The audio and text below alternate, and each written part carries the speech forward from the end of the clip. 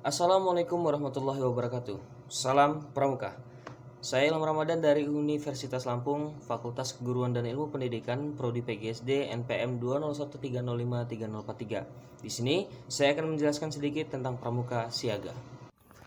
Yang pertama adalah pengertian siaga.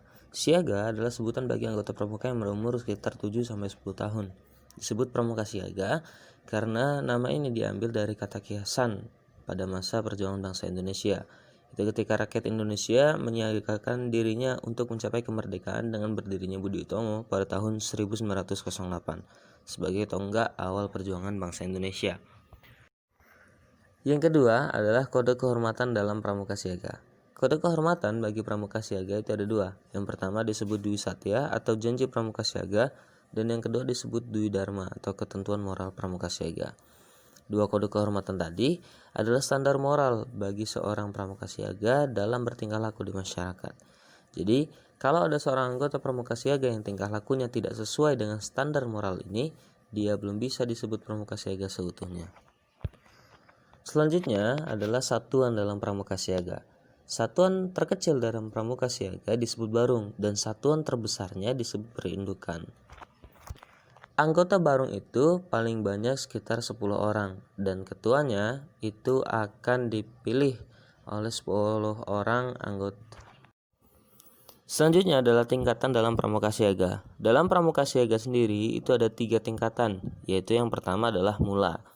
Dalam Kamus Besar Bahasa Indonesia, kata mula sendiri dimaknai dengan asal, awal, pokok asal, yang paling awal, atau waktu dan tempat keadaan yang menjadi pangkal.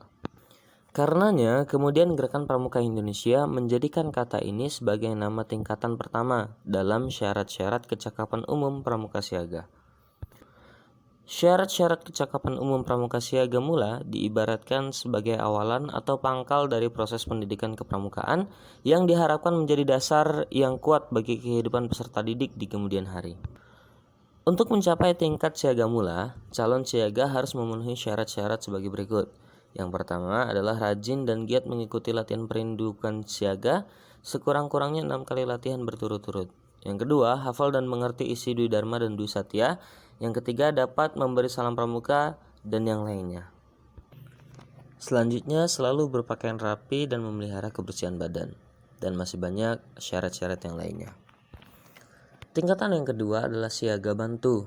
Siaga bantu mengkiaskan tingkatan kecakapan siaga yang dapat membantu pekerjaan-pekerjaan tertentu. Untuk mencapai tingkat siaga bantu, seorang pramuka siaga mula harus memenuhi syarat-syarat sebagai berikut. Yang pertama adalah rajin dan giat mengikuti latihan perindukan siaga mula sekurang-kurangnya 10 kali latihan. Selanjutnya adalah bersungguh-sungguh mengamalkan Dwi Dharma dan Dwi Satya, tahu arti lambang gerakan pramuka, dapat memelihara bendera kebangsaan Indonesia, tahu nama negara, ibu kota negara, kepala negara Republik Indonesia, dan masih banyak syarat-syarat yang lainnya. Tingkatan terakhir adalah siaga tata, yaitu mengkiaskan tingkat kecakapan siaga sudah diikutsertakan untuk menata karya kesiagaan. Untuk mencapai tingkat siaga tata sendiri, seorang pramuka siaga bantu harus memenuhi syarat-syarat sebagai berikut. Yang pertama adalah rajin dan giat mengikuti latihan perindukan sebagai siaga bantu sekurang-kurangnya 10 kali latihan. Dapat memberikan cara mengibarkan dan menurunkan bendera kebangsaan Indonesia dalam upacara, tahu beberapa hari raya nasional dan nama beberapa orang pahlawan nasional, tahu sejarah lagu kebangsaan Indonesia Raya, tahu arti lambang negara Republik Indonesia, dan masih banyak syarat-syarat yang lainnya. Poin selanjutnya adalah tanda kecakapan umum. TK untuk siaga terbentuk sebuah janur atau disebut mancung, yakni bunga pohon kelapa yang baru tumbuh. Kelopak bunga diletakkan miring, menggambarkan bunga kelapa yang selalu memperlihatkan sudut miring terhadap batang pohonnya, mengibaratkan keterikatan pramuka siaga dengan keluarga dan orang tuanya. Kelopak bunga kelapa yang mulai merekah menggambarkan pertumbuhan tanaman, mengibaratkan pramuka siaga yang sedang tumbuh menjadi tunas calon bangsa. Selanjutnya ada juga tanda kecakapan khusus. Selain kecakapan umum, siaga dipersilahkan untuk mengambil kecakapan khusus yang sesuai dengan minat dan bakatnya.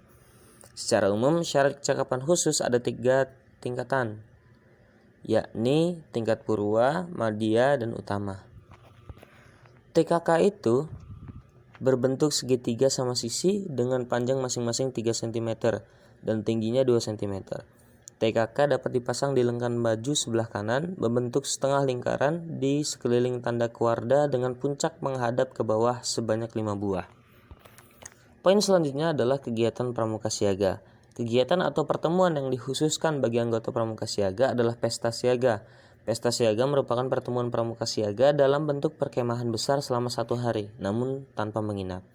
Dengan berbagai kegiatan seperti permainan bersama, pameran siaga, pasar siaga, dharma wisata, pentas seni budaya, karnaval, dan lain-lain. Selanjutnya adalah upacara pembukaan dan penutupan latihan perindukan siaga. Yang pertama adalah upacara pembukaan latihan perindukan siaga. Tata cara yang pertama adalah pemeriksaan kebersihan dan kerapihan anggota. Yang kedua, memilih barung terbaik untuk memimpin upacara. Barung terbaik menyiapkan perlengkapan upacara. Pemimpin upacara memanggil anggota perindukan untuk membentuk lingkaran besar mengelilingi standar bendera.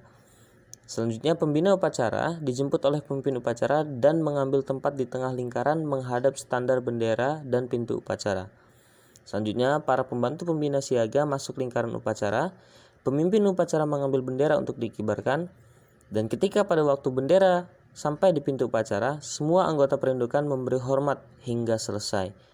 Selanjutnya, pembina upacara membaca Pancasila dan ditirukan oleh semua anggota. Setelah itu, pemimpin upacara membaca Dwi Dharma diikuti oleh semua anggota perindukan. Setelahnya, pemimpin upacara kembali ke barungnya. Pembina upacara mengumumkan hal-hal yang perlu diketahui oleh anggota perindukan, dan terakhir, pembina upacara mengucapkan doa yang diikuti oleh anggota perindukan. Yang kedua adalah upacara penutupan latihan perindukan siaga, yang tata caranya adalah: yang pertama adalah barung terbaik menyiapkan perlengkapan upacara. Kemudian pemimpin upacara memanggil anggota perindukan untuk membentuk lingkaran besar mengelilingi standar bendera.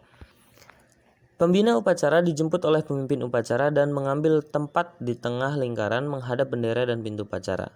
Selanjutnya, para pembantu pembina siaga masuk lingkaran upacara dan pemimpin upacara mengambil tempat di dekat bendera berhadapan dengan pembina siaga. Pembina upacara memberi hormat kepada Sang Merah Putih, kemudian membawanya keluar tempat upacara, namun tidak balik kanan. Pada waktu Sang Merah Putih dibawa keluar, semua anggota perindukan memberi hormat sampai di pintu upacara. Pemimpin upacara menggulung dan meletakkan bendera di tempat yang ditentukan, kemudian kembali ke barungnya. Setelah itu, maka disampaikanlah pengumuman dan pesan pembina siaga. Dan yang terakhir, pembina upacara mengucapkan doa diikuti oleh anggota perindukan, barisan dibubarkan. Anggota perindukan minta diri kepada para pembina dengan bersalaman. Mungkin sekian pembahasan tentang pramuka siaga dari saya. Semoga bermanfaat. Saya akhiri. Wassalamualaikum warahmatullahi wabarakatuh. Salam pramuka.